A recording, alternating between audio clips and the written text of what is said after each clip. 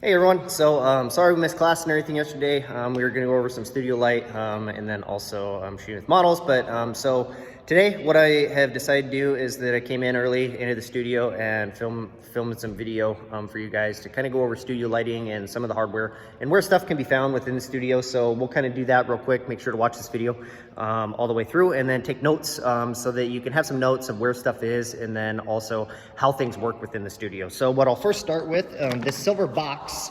Okay, it's usually going to be stored in this area, kind of right over here. So make sure that if we are using it or if we are unloading equipment, that it goes back into that area. Right here, right? Got your latches, and it'll come up. Okay. Now there's a handful of different things in here, so make sure that you kind of take notes of what stuff is and where stuff is as well. So these units right here are my speed lights.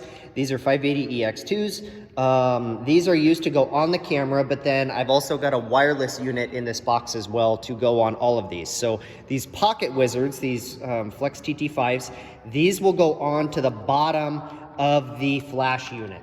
Okay, now it's somewhat important, okay, to understand that this little bottom piece of the slide of this camera, okay, you align it with the top and it slides in, okay, towards the front of the Pocket Wizard. It goes this way, okay. So if you try to do it the other way, you could break it, so make sure you don't do that. You can also look at the bottom of this and then also the top of the Flex TT5, okay, and make sure that the little pinpoints that are on here, okay, align with the top of that, okay. That's how that goes on there. And then once you get that unit fully put on, this part then goes onto the top of your camera, okay, or it could go on to a tripod, okay. I've got some of those as well. So it all depends on what type of unit and how, you know, if you're trying to use wireless, it probably ain't going to go on top of the camera, but it also has those options in order to be able to do that if you need to. And if you're switching back and forth, like let's say from a tripod onto, you know, trying to be mobile, onto something that's much more stationary.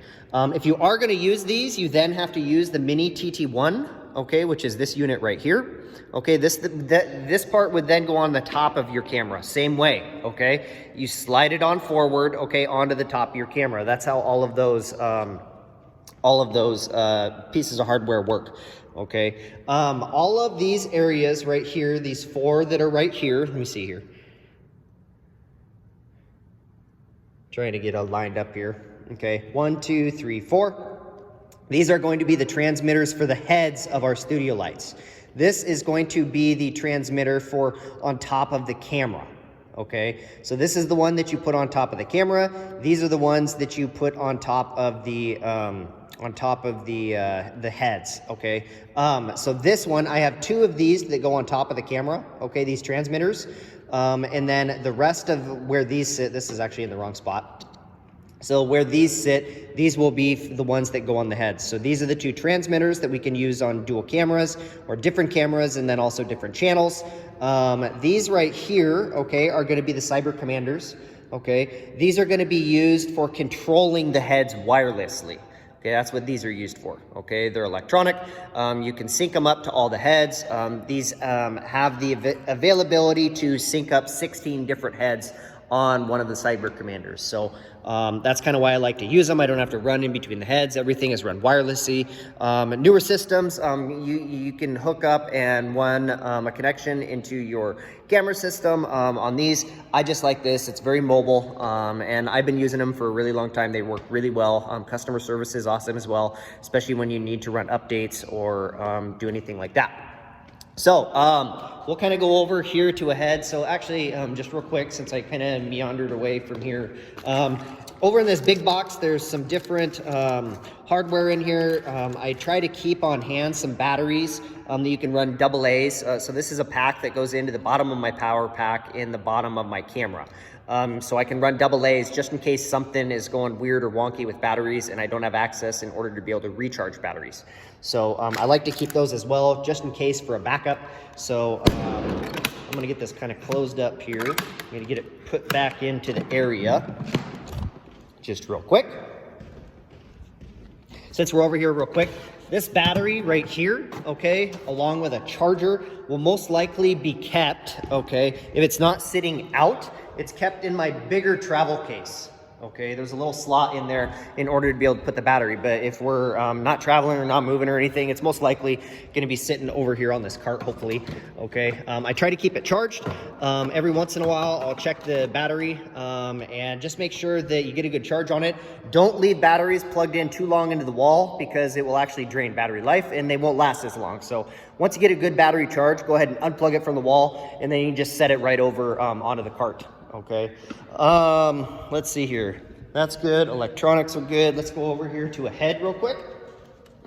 So this is the transceiver that goes into that silver case. Okay, there's 4 of them. I have 4 heads, so you can actually use these. So how you plug these in is that you make sure that the logo on the transceiver is facing back towards you when you actually plug this part in. Okay, so go ahead and just kind of wiggle it around a little bit until it fits and then push down and it should go in.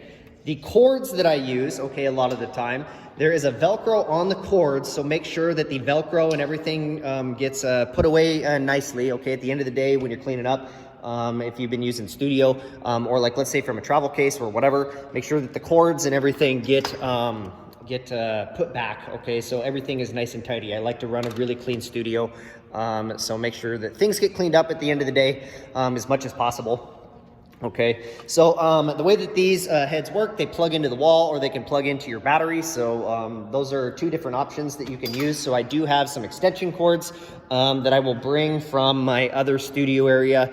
And most likely we'll set them up over here or have them hanging. Okay, I think I've got 7 or 8 extension cords that I do use a lot of the time. So on these heads, okay, so on the modifiers, these parabolic umbrellas or a soft box or a strip box or anything to those manners, okay, when we are trying to figure out what we're going to use and how we're going to use it, make sure that you understand that these heads are heavy. Okay, these anything like a parabolic or like let's say octabox or a box or anything that, you know, there is weight to them. So these soft boxes weigh a whole heck of a lot more than an umbrella. So understanding that, they do take pressure on the heads, okay? So depending on how much pressure is on your heads, because the way that these heads work, okay, they attach right into the top of a tripod, okay? That's what this little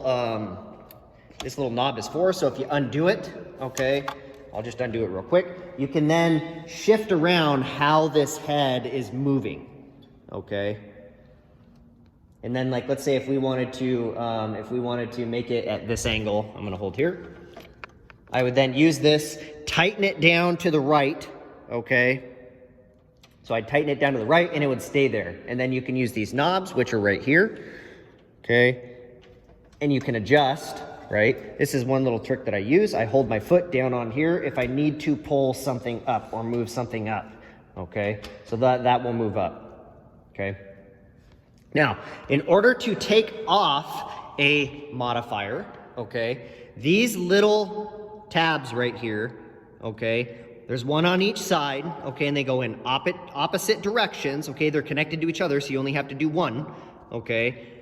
You press up on it, okay, and it will take off this modifier, okay? I'm gonna leave it on, okay? But it will take off, and then there are these little clamps here. You can see the little clamps. Let me try to move here, okay?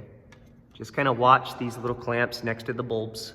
See how they move, okay? They will move, and then once you press it all the way up or down, depending on which side you are on, okay, you'll be able to take this part off, okay, this whole clamp. Okay, this O-ring right here, okay? So that's kind of how you move around the heads and how you change the modifiers, change that kind of stuff. What I'm gonna do is I'm gonna kind of move this umbrella a little bit. We are going to carry it on over, okay? And we're gonna plug it into a wall. Now, let's find I need to get some extension cords here plugged in. There should be, it looks like maybe there's a plug over here. Yep, there is. So what we're gonna do is I'm gonna unplug this just real quick. Okay. We are going to have some sandbags made. So sandbags are also a very integral part to putting onto your tripods. So stuff does not, your light stands, okay, they are tripods, but they're also light stands, in order to be able to keep stuff from getting knocked over, okay. Now, one thing about my heads here, okay, power on, okay. So this is the power button, okay, pretty easy, power on, power down. And you can adjust these, okay, on the fly, meaning that you can adjust them not using the Cyber Commander, okay, or you can sync up a Cyber Commander and then also move them. So you don't need both. You can use an external meter in regards to metering your light on set from the flash itself. But since we have the Cyber Commanders, we can meter using the lights and get our lights perfect on set. Now, the way that these heads work is that there's a modeling light. You can turn on the modeling light and you can also turn off the modeling light, okay? Let me do this. Okay, so the head, it is on, okay? So right now, this modeling light actually turns off when you fire the flash, okay? So what will happen is that it will, let me fire this real quick. I'm gonna hit function. Let's do a test. So we're gonna run a test, okay? So see how that modeling light goes off and then on? The modeling light is actually made to show light on set or light on your model. So you can actually, if you're in a closed dark set, okay, which a lot of the time the sets are dark, especially if you're shooting in a very closed environment and you need the light to be perfect. You don't want mixed light in here. We have a daylight studio, so this is mixed light coming in. So a lot of the time is that if you want to, you know, not have a mixed light coming in, you'd have to make sure 100% to be shooting like around ISO 50 or ISO 100 in order to have a dark enough set. And, you know, you bump your f-stops up and kind of move some stuff around based on your triangle, okay? So thought process would be is that, you know, this modeling light, if it is completely dark, helps you able to focus on your model. So that's the whole point of having a modeling light. It lets you also show kind of what's going on with the light on the model before you take the shot. It ain't gonna be perfect. It's definitely not gonna be bright enough, especially if you're shooting, you know, at a much lower ISO in studio. So what will also happen here on the back of these, okay, is that you can kind of go through here. So when it comes down to like the frequencies where stuff sits, the most important things on this, okay, is your Slav, your modeling light, where modeling light, it says full right now. You can adjust, right? We can adjust. Okay, now what this is doing, the adjust, this is the power of the output of the strobe light. This is not the modeling light. Okay, if you wanted to adjust, like let's say the modeling light, you'd have to put your function up here, okay, and then modeling light off. Okay, you go with the sync of where the Cyber Commander says, okay. This goes along with how much brightness and light is coming off of your flash, the higher and the more the flash, or you just leave it on full. A lot of the time within studio, I'll leave it on full, or I'll turn it off if we are in a daylight studio because we don't really need the modeling light, okay. Now, your Slav, okay, which is right here, okay, you can turn this on or turn this off. The Slav will actually, if another flash goes off, if you don't have these transceivers right here, the Slav will actually power the head itself, okay? Or like, let's say is that if you're using a flash on top of your camera and you want to use the Slav or vice versa, in regards to mixing some different lights or mixing different manufacturers of your lighting, you can do that, okay? And they don't all have to be synced onto the same system or the same channel. So that is one option, okay, but since we all have everything through the same system, through these Pulsey buffs, that's what we're going to use. I almost leave, most of the time, I shoot everything on color. You can do it and change it here. Let me get it changed. Okay, so we have action, we have color. These are the differences. I leave it on color. Color is a much more Kelvin-friendly way of shooting. It's much more specific on trying to stay as close to neutral and daylight as possible. Action, it does not, you can fire at a whole lot faster speed. So if you're shooting, you know, somebody that's moving or something that's really fast on set, you might be able to switch over the action, but it is not color specific. I am very color specific in the majority of how I shoot. So I just leave it on color. You also have your channels and then your frequencies. So if you're running a really large studio, you can change the channels and change the frequencies of how your lights are set up. So like, let's say if you have 6 bays, you could be running on 6 different channels, and then also have the lights on different frequencies in order to be able to adjust them with your commanders or adjust them on set if you don't have a commander. So that's a really easy way to kind of run multiple bays, multiple channels, multiple heads throughout your studios. So that's kind of a very quick run through.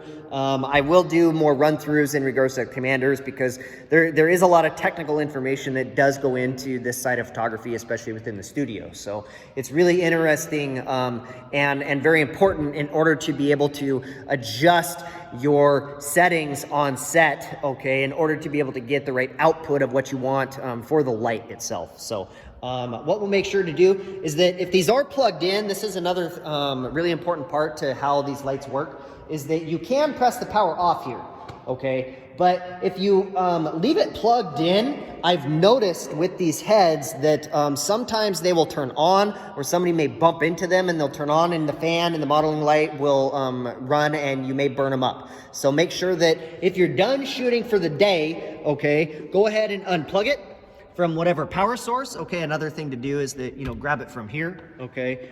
Don't grab it from the cord like I did just in the beginning. That's why I adjusted my hand. You never want to grab and pull on a cord, okay, and unplug it from a wall. You could tear it out of the socket, and that'd be a really bad thing. So we'd have to rewire the heads onto these plugs.